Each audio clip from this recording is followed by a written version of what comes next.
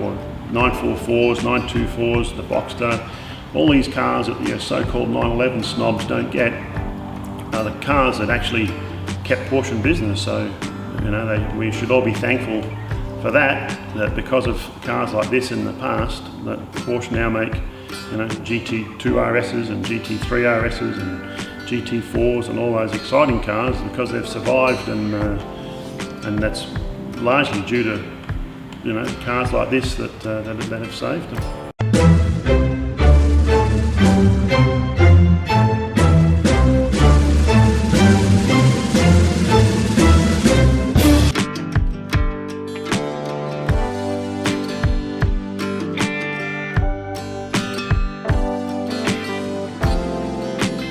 Hi there, my name is Rob Annette, and this is my 1989 Porsche 944 S2.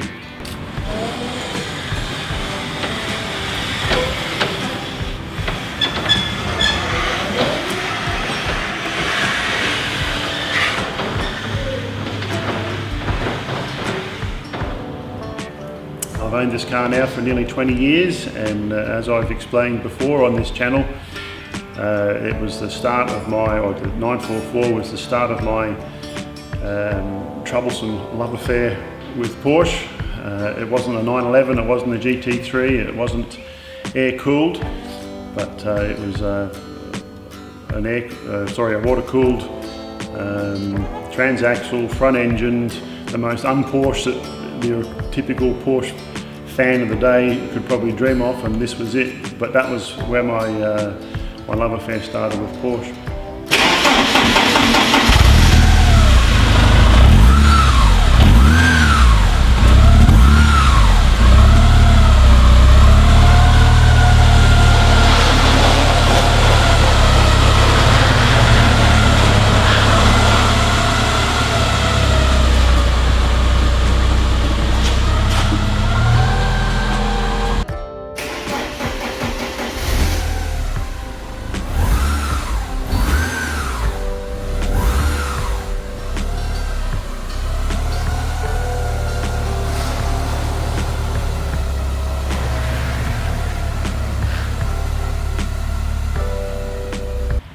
It was a magazine contest, and it said if you could write in so many words why you read the particular magazine, and you could win this Porsche 944. I obviously wasn't very good at writing at that age. I was only 16 or 17, but I fell in love with the shape of the car.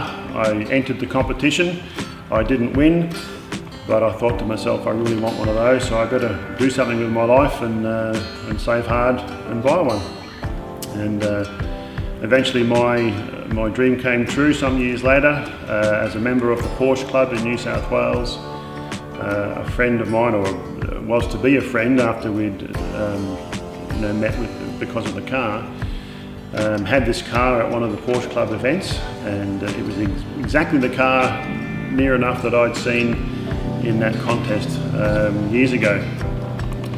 And as I do sometimes, I ask the question, do you ever want to sell that car? Or if you ever want to sell that car, let me know. And the day came around that he did ring, and he said, Rob, are you serious about buying the car? I said yes, and I got the car from him and have owned it ever since. The car itself has only had 3 owners, myself, its previous owner Mark, and the original owner that bought it from a Porsche dealer in Sydney back in 1989. So we have a little bit of its early history, because there's only been so few owners, and the guy I bought it from learnt a lot about it from the guy that he bought it from. The guy that originally owned it, it sat in the John Newell Porsche in Sydney. This is back in 1989, so the money was expensive, interest rates were high, and apparently the car sat in the dealership for some months. And the chap came along. What had happened is he was a Ferrari owner, and he used to get sick and tired of the Ferrari breaking down all the time. So he decided one day to go and buy to go and buy a Porsche. So he walked into John Newell's. I still have the original invoice for it. So back in 1989, it was $115,000. So you could just buy a house for that back in 1989. So it was an awful lot of money. Anyway, he bought the car as he was sick of the Ferrari breaking down, and he would drive it from his home out in northwestern Sydney into the city. The chap owned a hi-fi shop in Sydney City.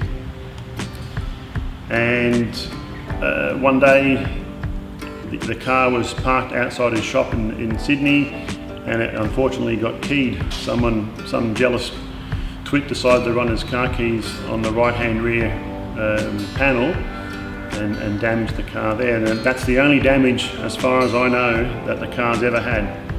Anyway, the chap was quite upset. He put the car in the shed and went and bought himself a Toyota Camry to drive from home to work each day, and he only used the Porsche on the weekends.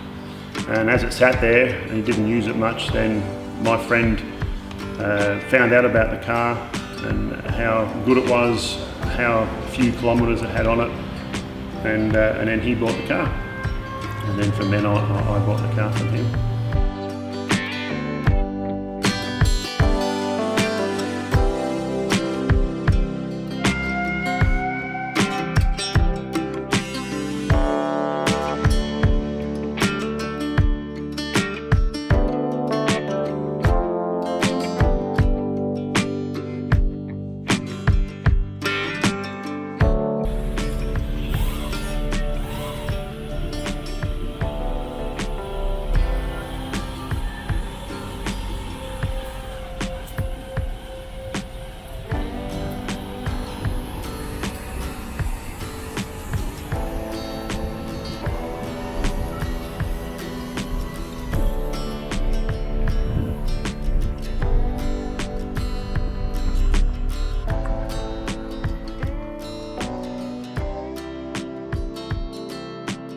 It's quite a unique car in that you let people drive it or you take it for a drive, and initially it feels very well built, kind of heavy and a little bit soft in the suspension. But I don't know how Porsche do it sometimes, but as soon as you get going and as soon as you start to lean on the car, it just seems to tighten up and stiffen up, and it just handles absolutely beautifully.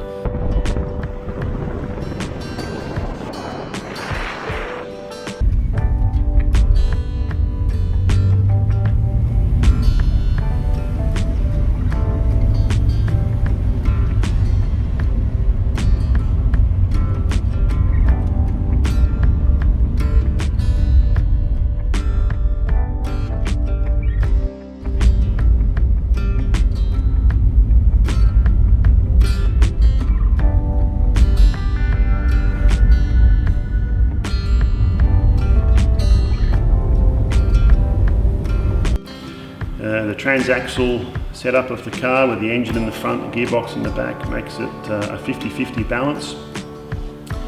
So it handles just amazingly. And funny thing is, because so many old school Porsche fanatics think that the only car that Porsche ever built was an air-cooled 911, don't quite get them. But you take them for a drive or let them drive it, and it just opens their eyes and they go, wow, and now I get these things. They're just magnificent.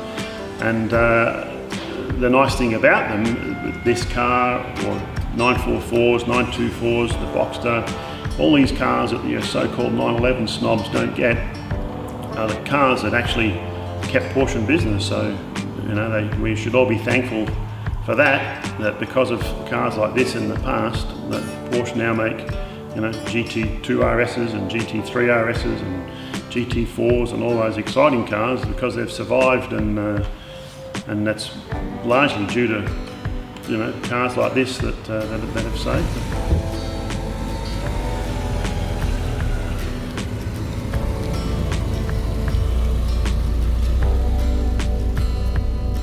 This car, or all my cars for that matter, get used. They're not put in the shed and looked at and polished to death. I do drink a lot of beer with them, and you know, give them a wash every now and again, but they all get driven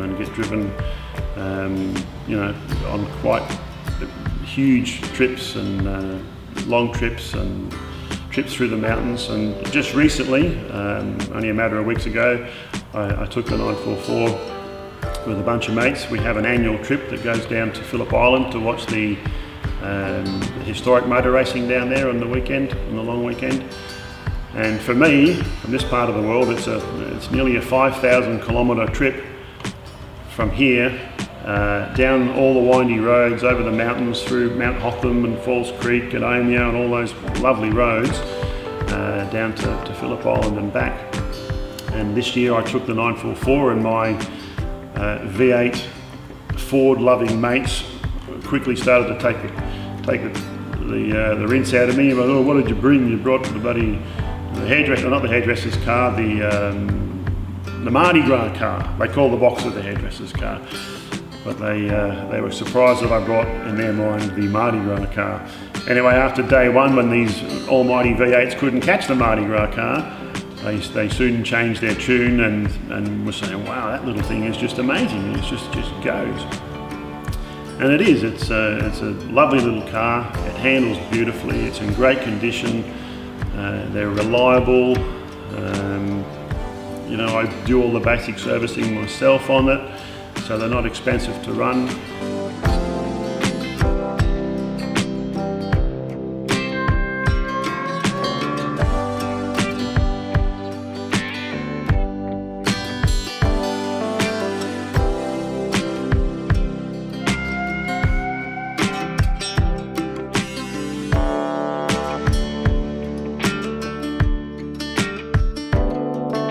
So as I was saying, the cars do get used quite regularly, and they get used the way they were intended.